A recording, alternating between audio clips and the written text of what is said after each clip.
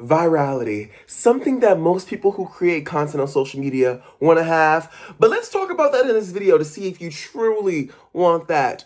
Because as someone who's been viral a few times, there can be a bit of a dark side. Ooh, I shook my camera. Anyway, so we'll talk about that in this video. Hello everyone, my name is Branson. I'm an actor, singer, songwriter, influencer, dancer, everything else in between. And I've been creating social media videos for like a little over a decade. And I know you're looking at this video and you're like, Branson, you're viral. Look, YouTube was not the main source of my virality ever. It was actually on TikTok. And I have been posting on TikTok since it was Musically. And people who don't even know what Musically is, just know it was a time, okay? But yeah, that just shows you how long I've been over there. And I have created a following over there. I think I don't know exactly the number, but I have over 500,000 followers on TikTok. And I wanted to talk about virality in this video and just my experience with it and the thought process behind it. So yeah, I feel like a thing that makes a lot of people uncomfortable when they first go viral is the moments after the virality. Because when you go viral, it feels great. You open your app and you see so many likes, you see so many comments, so many shares. You think you made it. You're like, so do I get on the first class ticket to LA? Do I get on the plane? Like, are we going overseas? Like, what's that looking like? But people don't really talk about the after. And that's what is like the hard part of it. Because once you go viral in the moment, everything's tea. Oh my God, even people in school. Because I remember one time, one of my videos, I don't know how many millions of views it got, but it got a couple million. And I just remember going to school the next day and a few people in the hall were like, oh, I saw your TikTok yesterday. I saw this video. And I was like, oh my gosh, God, like what? Cool. You know, I felt a little tea. But then, you know, a few days went on and like some people would know the video again. But then afterwards, it's like especially with apps like TikTok where your video can do so good, but then the next one can like, the views start to trickle down because once people see that one viral video, most of them don't go to your next videos, but there are a few who do go on the next videos. But then the more that video like goes less and less down with the views, the more the rest of the views just trickle down. So it was sickening to have a video with like hundreds of thousands of views or whatever, and then the next video have like 500, and you're just like, guys, wait, don't look at me. Actually, don't, because I don't need you to see my page. And I would say that's the hard part, because then once you're in those after moments, you're constantly trying to recreate a viral moment, which the whole point it kind of went viral was because it was original and it can't be recreated. I mean, nowadays I know things can be like the same video can be posted by a different person and maybe it might do good, but I feel like back then it was just it was really original and people really liked that originality, and it did what it did. But seeing yourself and the views trickle at the time after those videos was always it was like just a emotional roller coaster. And yeah, especially since I was in high school too. I was doing a lot of like my most viral content on TikTok when I was in high school. And it was definitely a cycle of me going to school, doing what I gotta do, getting home and getting off the bus, and immediately going and filming videos. Like I would talk to my friends every day, but they literally knew as soon as I got home, I can't talk, I can't do anything until I film my 3 to 6 TikTok videos. And I was so serious. Like it was a business. It was actually a business to me. I was like, I have to film my 3 to 6 videos. I have to film my 3 to 6 videos. And I knew out of those 3 to 6, most would tank, but at least one would pick up a little bit. Not viral, but one would at least pick up a little bit. And that's how it went, because I was consistent, okay? I was getting it out there. And I think that's part of the reason was having those videos do so good. Like you never know which ones are doing good, and that's why posting a lot of content really just helped me see, okay, well, I don't know which one will do good, but this one might blow up. And it was just so crazy because another thing about going viral is that sometimes it can be the videos that you randomly don't even care about, barely just put a shirt on to just film, and then that just blows up and you're just like, what? Versus the videos that maybe you did a skit or you actually wrote something or planned something out or tried to do this whole thing and you spent hours of your time and then nobody sees it, and it's into the void with the 100 views, with the 200 views. the amount of times, and I would just be so hurt. I would be like, why are these videos that I put so much effort into, no one's watching them? But these little 2-second videos they love. But you know what? You can't control it, and that's the way it is. And I learned to accept that really early on, because after seeing that some videos just do what they do, and you just, it is what it is, you just live and you learn.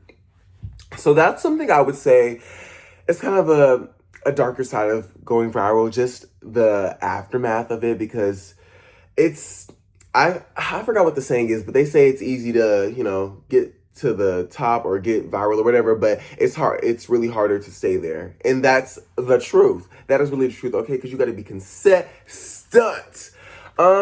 The next part that I would say is like the dark side of being viral is the fact that people that you don't want to see your videos will see them. So that includes oh my god, literally even teachers would have seen my videos, and it was, I don't know if it was on their For You pages, but I just know that I think that people at school would show them the video, or I don't know, but I just remember a teacher telling me like, oh, like I saw your TikTok, and I was like, I mean, granted, it was just like a funny video. It wasn't nothing, but it wasn't anything crazy. But I was just like, what do you mean? Like, you saw my video. You're supposed to be like, I don't know. I thought you disappear after school. Like, I don't know what happens, but like, what do you mean?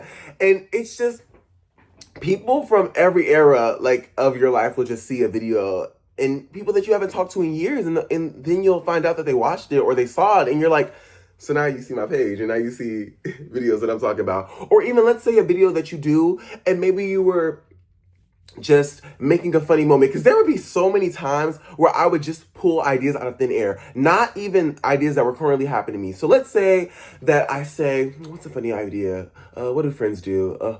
When your friend is annoying and you just want to punch them in the face. I don't know. I would just make a video off the top of my head.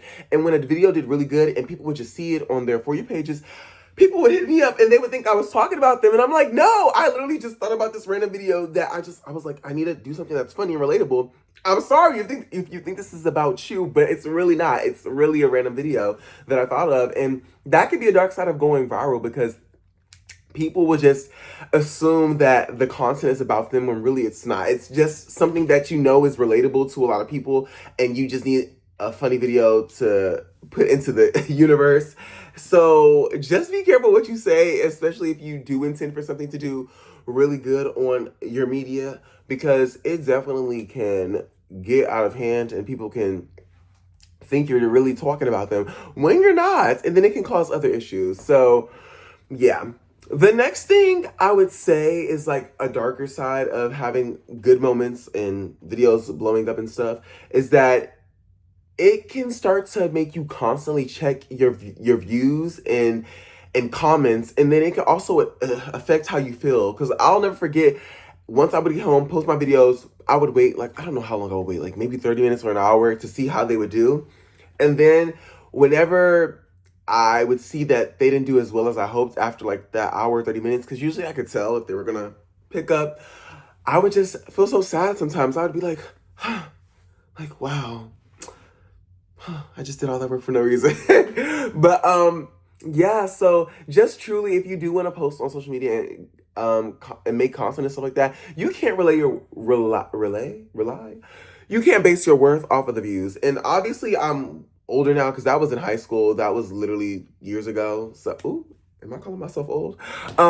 No, but yeah, that was a long time ago. And also, like, having videos do good in high school is like, you're still like learning life and all this stuff. I mean, I'm still learning life every day now, but yeah, just at that time, it could be a lot more. So now I know, like, okay, I can put a video out there. And as long as I'm putting a video to, show my face and have people see me, and I want y'all to talk and chit chat with me, don't worry about so much about the views. And now I know that. But back then I was like feeling so sad. I was like, wait, why do people not care about me? I guess I'm just boring. Anyways, but yeah, that was a darker side about it. But what this all taught me in the moment and now was that consistency matters more than virality. Okay? Nowadays, because you can have, even now when I see a funny video on TikTok and it like blew up, I'll like sometimes go to the person's page and they haven't posted in weeks or months, and it's just that one video that went viral, and people will see that video and then they won't even know. But if you are actually trying to be a content creator or post more on social media, just be consistent, and you never know which video will pick up. So don't harp on oh, this has to be the perfect video, or I have to do this right, or this has to be the perfect moment, or I have to retake this. No, because that retake might be costing you the viral moment, the the moment that is really real and authentic that people want to see versus a polished video that they know is fake. So, yeah, these are some lessons that I learned from going viral over my few years on TikTok. But yeah, I hope you guys got something out of this video. Let me know if you have any experiences with videos going viral or not. And yeah, but thanks for watching. I love you guys so much. And bye.